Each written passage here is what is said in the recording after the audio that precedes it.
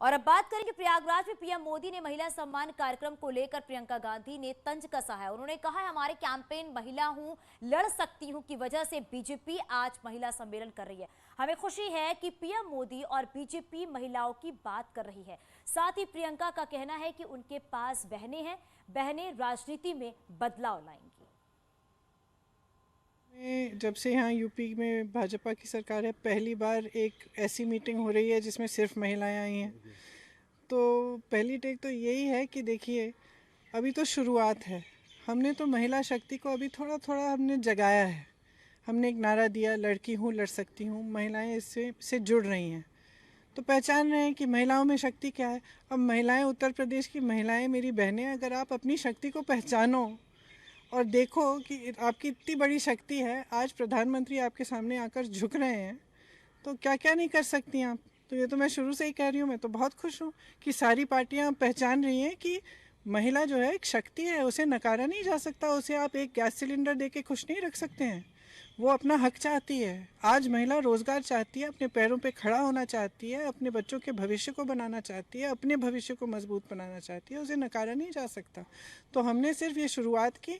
मुझे तो बहुत खुशी है। आपने अभी भी पहले कहा, जब शुरू हुआ था उससे पहले ही आप कह रहे थे कि अखिलेश जी भी इसकी बात कर रहे हैं, सब बात कर रहे हैं। तो मेरा तो मकसद ही ये है कि महिला आगे आए, उसको सशक्त बनाए।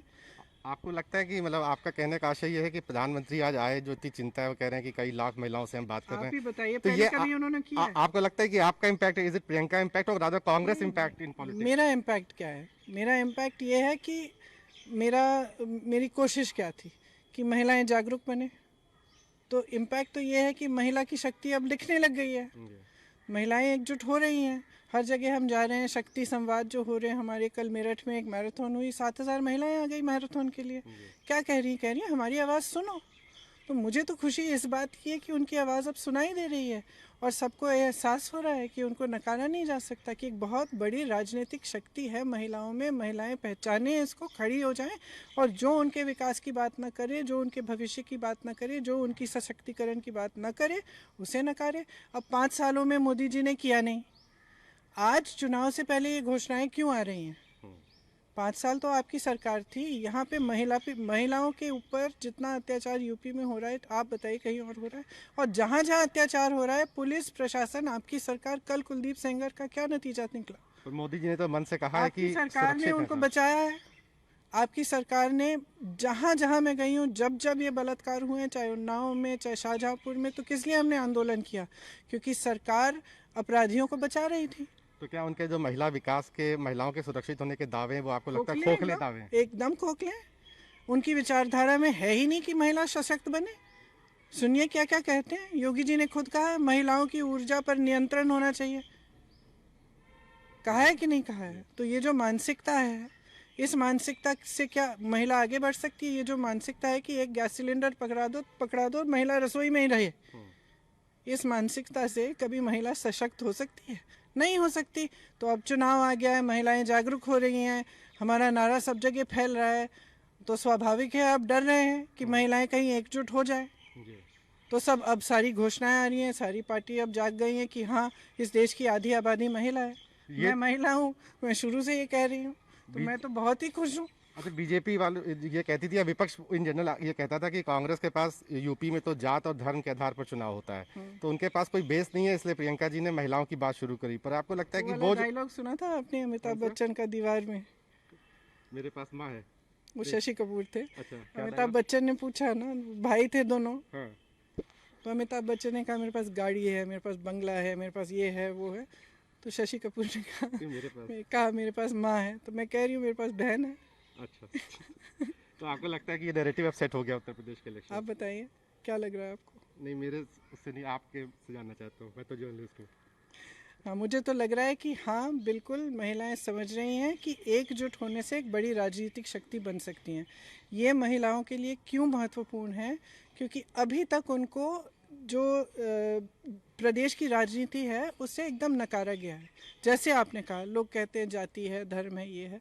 कोई ये तो नहीं कहता कि महिला एक इतना बड़ा फोर्स है, इतनी बड़ी शक्ति है, क्योंकि पहचानने को तैयार ही नहीं है लोग। महिला खुद समझ नहीं पा रही है कि एक बड़ी शक्ति बन के अगर वो मजबूत हो जाए वो कहे कि भाई अगर तुम सत्ता में आओ तो तुम हमारे भविष्य की हमारी सड़कें बनाओ, हमारे नल डलवाओ, हमारे लिए शिक्षा के लिए संस्थान बनाओ, हमारे लिए अस्पताल बनाओ, हमारी सेहत के लिए, हमारी सुरक्षा के लिए काम करो, तब क्या नहीं हो सकता है। तो अब मेरे ख्याल से हमने ये जो कैंपेन शुरू किया है, इससे महिलाएं समझ रही हैं कि हाँ, हम भी एक बड़ी राजनीतिक शक्ति हैं, हम भी खड़ी हो सकती हैं। तो मैं तो बहुत ही ज़्यादा खुश हूँ। Thank you Priyanka ji.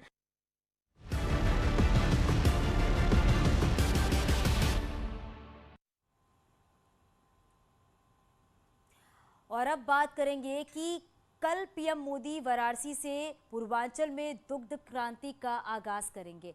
वाराणसी के करखीवा में बनास डेयरी का शिलान्यास होने जा रहा है, जो 1.5 साल के अंदर ये प्लांट बनकर तैयार होगा। कानपुर और लखनऊ के बाद अब वाराणसी में अमूल की बनारस डेयरी का निर्माण होगा। इस डेयरी से वाराणसी, जौनपुर, चंदौली, भदोही, गाजीपुर, मिर्जापुर और आजमगढ़ जिले के करीब 1000 गांव के किसानों को फायदा होगा। 457 करोड़ रुपए की लागत से 30 एकड़ जमीन में इस डेयरी से रोजाना 5 लाख लीटर दूध तैयार होगा। अब तक वाराणसी के गाँव में 150 समितियां बनाई जा चुकी हैं।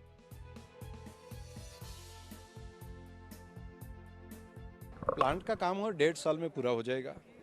अभी हमने गाँव में समितियां बनाने का काम स्टार्ट कर दिया है। ऑलरेडी 150 से ज़्यादा गाँव में समितियां बन भी गई है। ब्रीड अपग्रेडेशन करना ये लॉन्ग टर्म प्रोसेस है। प्रोडक्टिविटी जैसे पशु की बढ़ेगी, ऐसे आमदनी भी बढ़ेगी। और ये न्यूट्रिशन ब्रीड अपग्रेड करने का काम AI के कारण भी होगा। विज्ञान जो आगे बढ़ा है, एम्ब्रियो ट्रांसप्लांट का काम है, उनके कारण भी होगा। लेकिन पहले वो 10 साल में काम होता था, वो मुझे लगता है 2-3 साल में ये काम हो सकता है। यहाँ समितियों के माध्यम से किसानों से दूध ही नहीं खरीदा जाएगा, बल्कि समूचे इलाके में दूध का उत्पादन बढ़ाया भी जा सकेगा। गुजरात से बड़ी संख्या में गिर गायें वाराणसी लाई गई हैं। तो डेयरी के प्लांट में भी काफ़ी 500 लोग से ज़्यादा स्टार्टिंग में होंगे, बाद में जैसे बढ़ता जाएगा वे करेंगे। लेकिन हमारा रोजगारी का उद्देश्य सिर्फ यहाँ पर नौकरी देना ये नहीं है। जितने पशुपालक है, एक पशुपालक की आमदनी कैसे बढ़ सकती है। गुजरात में 50 लाख से लेकर 1 करोड़ तक की व्यवस्था एक सालाना होती है। तो मैं मानता हूँ कि सबसे बड़ा रोजगार की व्यवस्था ये है। वो ग्रामीण महिला की सशक्तिकरण इस ढंग से। पूर्वांचल में इस प्लांट के बाद न केवल दुग्ध उत्पादकों को, किसानों को, बल्कि बड़ी संख्या में युवाओं को भी रोजगार मिलने जा रहा है। और यहाँ पर जो अब तक क्षमता है दूध उत्पादन की, न केवल वो बढ़ेगी बल्कि उसके नया आयाम भी पूर्वांचल में स्थापित होंगे। कैमरा पर्सन पंकज सिन्हा के साथ उपेंद्र द्विवेदी, न्यूज़ 18 वाराणसी।